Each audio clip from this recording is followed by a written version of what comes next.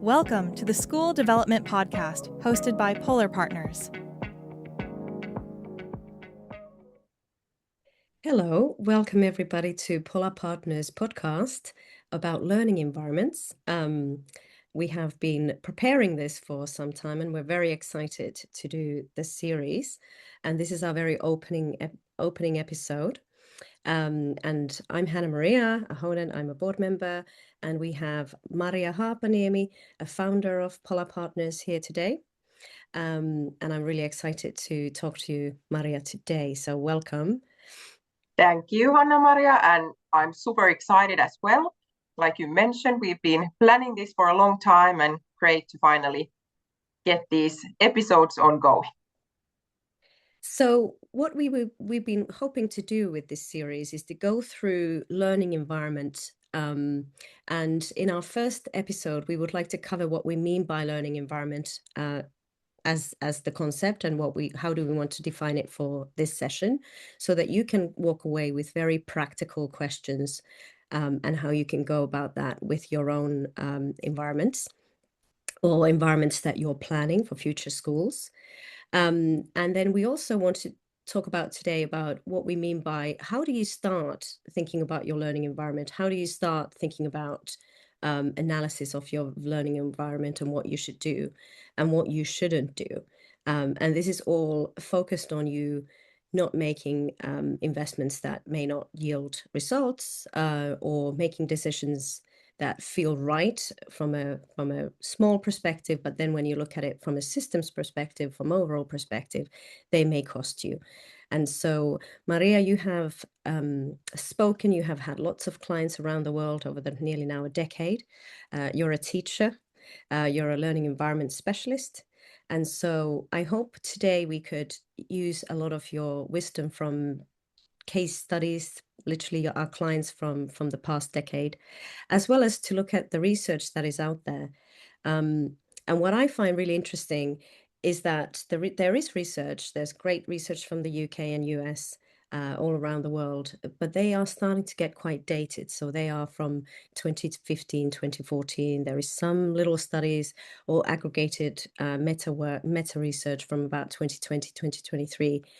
Whilst Finland has been doing this research quite steadily across the past decade. And you've been very close to this. And so I'm hoping that you can bring out that conversation, which often for those who are international, they can't see, so that research doesn't pop up in English results. So maybe you can share some of that. So Maria, can we start by just how would you define learning environments for us today, for our session today? Yeah, so first of all, if I'm taking the Finnish lens now to the topic, I would say that we in Finland talk more about learning landscape than learning environments per se. So our learning landscape is kind of a broad idea of what all are those environments, whether physical or psychological, that influence the learning of an individual. So, of course, the kind of most traditional part is the school environment or kindergarten environment. So the building itself where children go every day to learn and then they go home. Of course, there within you have also the kind of IT or online learning environment where you can, of course, and a lot of learning nowadays happens online. Then we can think of kind of a psychological learning environment where we can then think of how safe you feel, how accepted you feel as you are. So that is, of course, another element or a layer to the topic of learning environments, and that also can be influenced by people who work and act in the space. But then on top of that kind of school building environment, we also then have the families, friends, the society itself, hobbies, work life.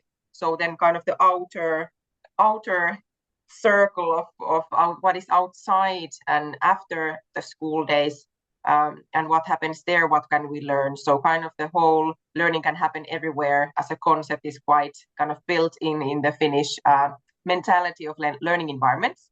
But then framing from the very broad kind of to the center that I started with in this podcast and these upcoming episodes, we will be focusing mainly on the physical, tangible learning environments, so the school building or kindergarten building itself, and how that can be analyzed, improved, or changed to match better the educational purposes and educational vision. So that will be kind of at the core of these few upcoming episodes.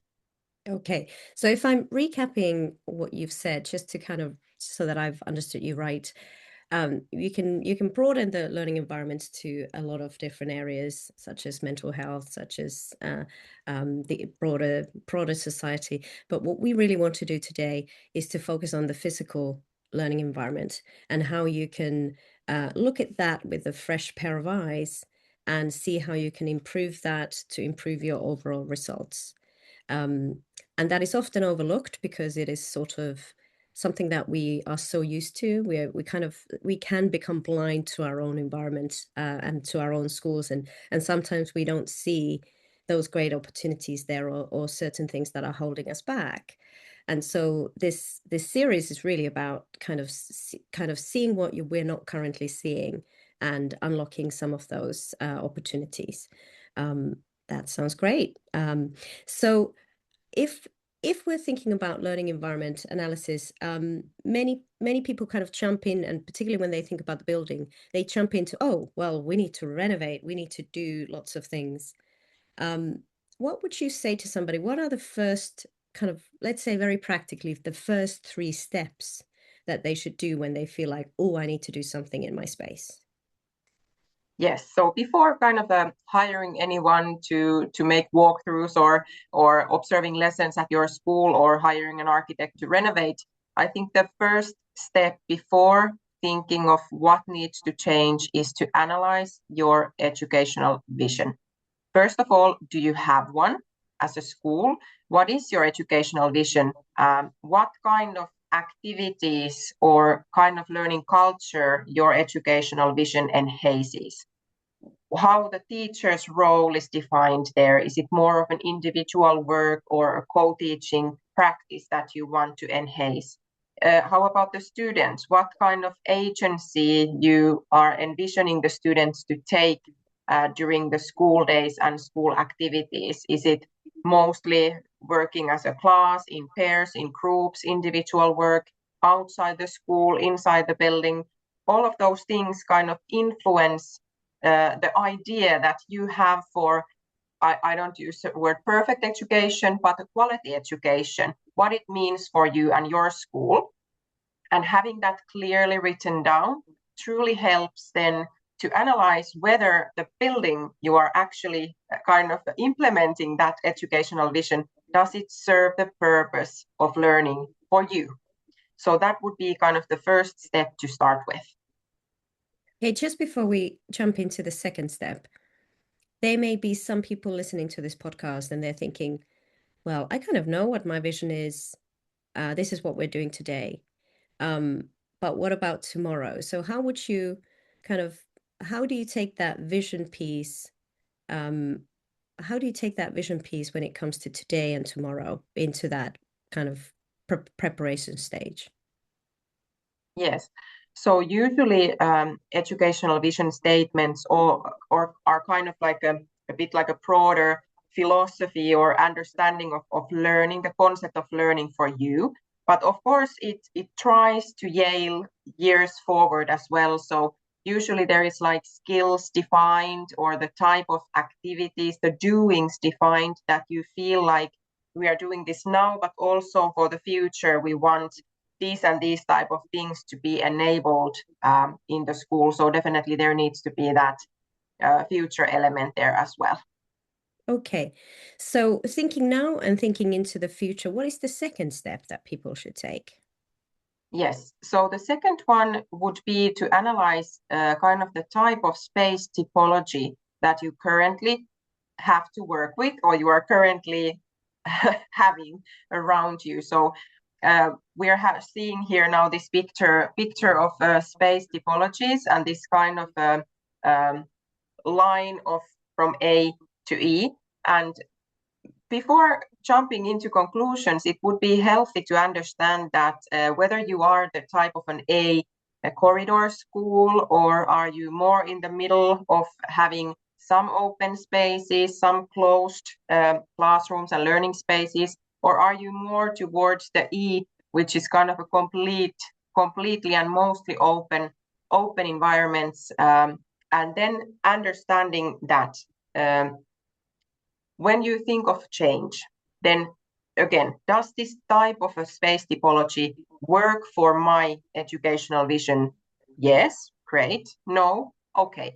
If not, then on this scale, do we want to move more left or right from the starting point where we are? So that already gives kind of a frame for the possible changes to be done in the future. Okay, so for those who are not watching but are just listening, I'm just going to we are referring to a great piece of work that was done in 2014 by Dovey and Fisher, which is Learning Spaces Typologies. We will have this reference in the show notes, and so you can go back. But as with any organization you have, or any topic, you often have a bit of a scale of history where what the schools looked like in 1800s, early 1900s, and as we come to today.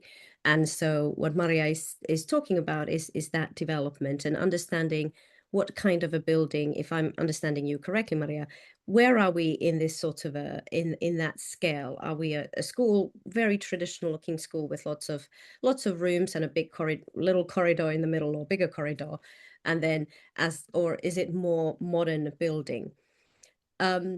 Can you just, before we go to the third step, so this is about understanding where you are today. So it's sort of like, what is your as is position, as we often talk in strategy, and then defining, knowing your as is position in order to then build your to be position, which is your point about going either to the left or right.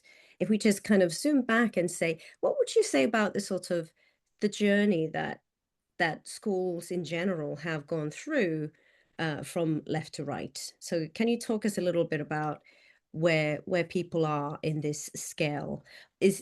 Would you want to be, where do you kind of, is there a sort of have we gone through fads in terms of, oh, you want to be right in the left or right? Can you give us a little kind of how have we gone about this journey? Yeah, so that was actually interesting that you referred to that, the corridor schools being kind of the old-fashioned traditional ones, and then the more modern ones would be, they're kind of on the right. But actually, to be honest, I see a lot of new build schools that are the type A. So we do still today build a lot of these corridor schools. They might be fancy buildings from outside with big lobbies like 5-star hotels, but when you actually look at the kind of the spatial plan and the floor plan, it's just corridor after corridor, and then classrooms on the both sides, and can be even like a real mazes to try to navigate yourself through those corridors. No natural light to the open areas and so on. So kind of that type of a building typology is still live and kicking today. So by no means all the modern and new schools are in the right side. On the other hand, I would say that I think many countries, you have taken kind of the leap to the extreme right and then taken a few steps back, exactly the same as is happening now with ICT, that suddenly everybody wanted everything to be digital, and now we are taking a few steps back because we have realized that maybe it's not healthy to stay the whole day with a tablet or a computer. So a bit like that. So we first thought that the more open the better, but then considering many factors that we will talk later, neurodiversity, classroom management, and all sorts of things, even safety, then we have taken maybe a little shift or wave back to the center. And one thing that I would like to put here before going to the third point would be that when thinking and knowing, as you said, your as is, leap or step towards to your left or right, like a one typology, is quite easy. But if you are thinking of a major leap from a type A school to type E, that can be impossible or at least very, very costly to do in a building. So then if you want to do such a radical change to your learning environments, then considering a completely new building or some like a extreme renovation then must take place. So kind of the smaller the change, the easier to do and the more low budget. So that's just kind of a good understanding to have before going to the next steps of actually then doing the learning environment analysis and starting any kind of renovation. So there were some great points there. Just want to kind of recap them so that I have understood you right. So number one, today we do a lot of schools that are very much in the quote unquote traditional way. There are classrooms and a corridor. And as we move down that scale, we have a little bit more open spaces. And at the other end of the scale, we have these entirely open spaces. And I thought it was interesting what you said about as we have thought about digital environments in schools, how we've kind of, a lot of schools have really gone all the way as far as they can, and probably driven a lot about assessments. And we can go back to that. And now we realize that actually the results are worse. And so we're kind of coming back. And same with the school scale in terms of going from a very corridor to small rooms into a big space. You're also saying that schools are actually realizing that to meet their vision, you actually are taking a step back. And then that last point you made about kind of understanding your as is position will then obviously allow you to see whether you can make a shift, and knowing that in general, based on the schools that you've visited over the last many years, is that it is very possible to make a shift to the left or right, maybe a one step or two without too much expense. But trying to make a big leap, that would be financially a significant consideration, or possibly even moving locations. And also, if I'm teasing that out, you're saying that, kind of getting in all the way to the right isn't necessarily the right answer. So we'll come back and tease about that vision. And also perhaps worthwhile saying is that our other founder, Kimmo, has done a full episode on vision and how you build your school's vision. So we'll include that into the show notes. So if you feel that you kind of want to red mark your vision or kind of sense check that it is fit for 2035, then perhaps worth checking Kimmo's episode. And we can do a Q&A on that following this session. So please bring your comments in terms of what type of school typology you are and where you would like to be. We can bring that to the Q&A. If there's any research that you would like us to highlight, again, bring that to the Q&A. Thank you. So we've talked about vision, step one. We've talked about understanding your as is position, which is step two. So where are you in that typology of type of building? What is the third step? Yeah, so that is a bit more probably challenging to define for a single school, especially if you are a private school, not part of a big network or not part of a municipal public school kind of network. But I'm talking about student numbers and estimations. So as we know globally, and we work mainly in the development of schools in developing countries, and coming from Finland, where we have a very kind of a decreasing population and birth rates are going down year after year, as in many places in the world, the birth rates are growing, even very rapidly, and you kind of take as a given that you have more and more children to accommodate in the schools, especially in the bigger cities, that basically whatever you will be planning today most likely will be too small or overcapacitated in 10, 15, 20 years.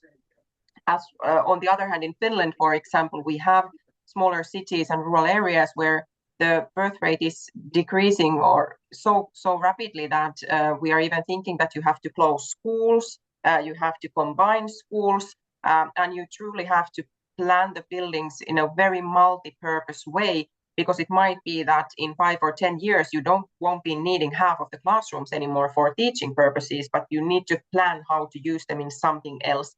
So understanding whether you are located in a increasing or decreasing student or like children, where children are, or is there children in 10, 20 years there, 10 or 20 years there anymore, is kind of a key as well, because like you mentioned with the vision being future proof, also then the building and the size, the right scaling of the building being future proof is of course important when you are considering whether we need an extension, an extra floor, an additional building, or is actually this building okay, but we can just think or rethink how we use the space and how we kind of reconfigure the types of spaces that we have and how they are laid out in the school.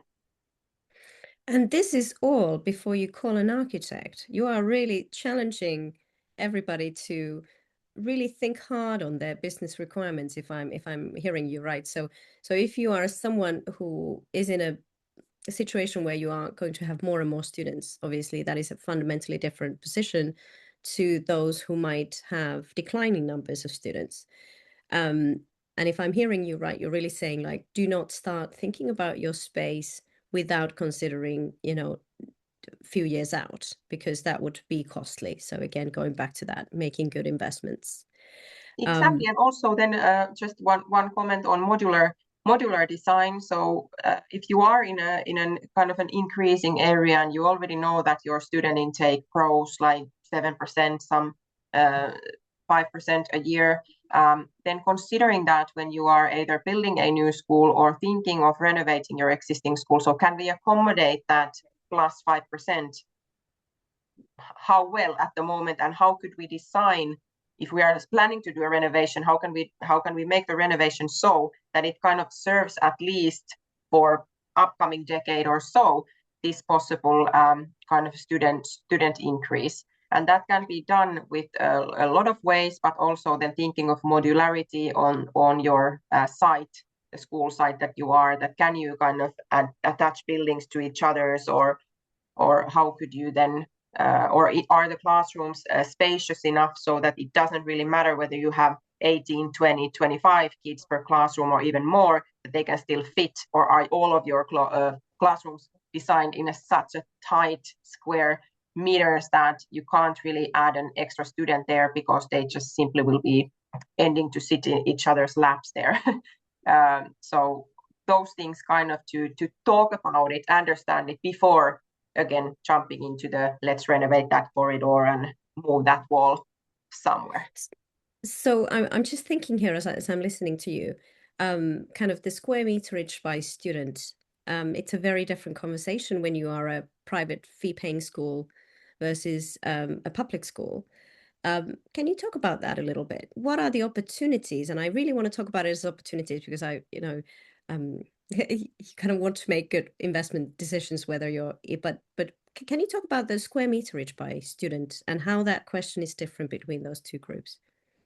Yes, so first of all, of course, every country is different when it comes to the regulations, the building regulations for schools. So of course, you always have to, as a school owner, this is a no-brainer to follow the minimum requirement in your country. So you can't build smaller than the minimum requirement. But what I unfortunately see often is that the minimum becomes also the maximum. So if a country requires that X square meters per student needs to be there in school, then that's what everybody does. And you don't kind of take the liberty of, could we do 1, 2, 3 square meters more? Or kind of why the minimum becomes the norm is something that I kind of strongly challenge the clients that we work with to think about. That could that be a differentiating factor for your school, that you can say that you have more space than the school next door, because you have not made the bare minimum as your standard, but you are offering something better. Of course, again, that being said, for the private education, that is much more doable than in the public sector, where you might have a big municipality or city, just, the standards are pretty straightforward and we go with this and every school has the same. But that being said, also makes me think of Finland and the recent research that we had here for analyzing school spaces, 25 different school buildings here, and That was a research that just came out a few years ago. And it was quite interesting how different position even students, even in Finland, are in terms of that space and personal space in school. So from capital Helsinki, a bit more than 1 square meter per student, to rural areas where there can be 6 or more square meters per student in the school. So you can kind of imagine how it feels to be in a very crowded school compared to schools where you have a lot of space around you. So that's just as a one angle to this topic, and what influences the feeling in the school. So as a trained accountant, I'm just gonna, take the square meterage I need, use the minimum, fill it with as many students as I possibly can to get my revenue yield where I need it to be. Give me the case of having more space. Like, there are some key topics that, as we talk about schools overall, give me a case for why would I want to do let's say a private school with a little bit more square meterage. What does that subtle but yet critical change do? What can you do with that? Where is that differentiator for me? Well, kind of a first answer to that, and the quickest one would be then you are more future-proof with the possible increase of student intake. So if you make a bit more space now, it might serve you well in few years in terms of that. But on the other hand, the quality of pedagogy, the kind of more personal space for students can help a lot with kind of having a bit air, the feeling you have around the school that not everything is cramped. It can help you with scheduling. So the more space you have available, of course, it makes easier to plan like who goes where, and you have spaces and options available more. Of course, I understand realistically, you nobody wants to have square footage in an expensive capital area laying down empty. So of course, it needs to be kind of reasonably planned, but it gives more options for furniture, for equipment, and just a lot of activities in the school. If you kind of have a little wiggle room there, if not everything is kind of capacitated to the max. So that's great. Thank you very much, Maria. I think we've covered the 3 key questions that people should do when they're starting to think about learning environments. So first is the vision. The second is the typology. Where is your as is, so that you can start thinking about where your to be is from your vision. So linking those two. And then also your future state. So one shouldn't be thinking about environments without thinking whether they're going to be increasing in student numbers or decreasing. And very fascinating. And maybe we can get into that a little bit more deeper in terms of the next episode, which is really about what is a learning environment analysis. So we've covered the headline questions that allows the person to define their business requirements before they call the architect. And then we get into the learning environment analysis. For the next episode, would you just like to wrap up for us kind of the key questions that we will go through in our next episode? Yeah, so getting to the concrete, what we mean about learning environment analysis is going to be defined there, and why I recommend it to be pedagogically led, not like technically led, so that we will challenge kind of the traditional idea there. But also we will talk about like what kind of type of buildings or schools benefit from doing the learning environment analysis, and also what all aspects can be analyzed in a school building. So we will talk about well-being, neurodiversity, flexibility, and a lot of aspects or angles to the analysis itself. So those are going to be more broadly discussed next time. Excellent. So see you in the next episode. As said, please give us feedback, give us the research that you would like us to discuss. Tell us where you are in your typology. Tell us about what type of problems you're solving, and then we can bring those into the episodes and to our Q&A sessions.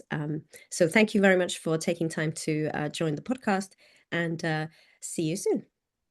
Thank you from my behalf as well, and I hope you will all listen to the next episode as well. Bye. Thank you for listening to the School Development Podcast, hosted by Polar Partners.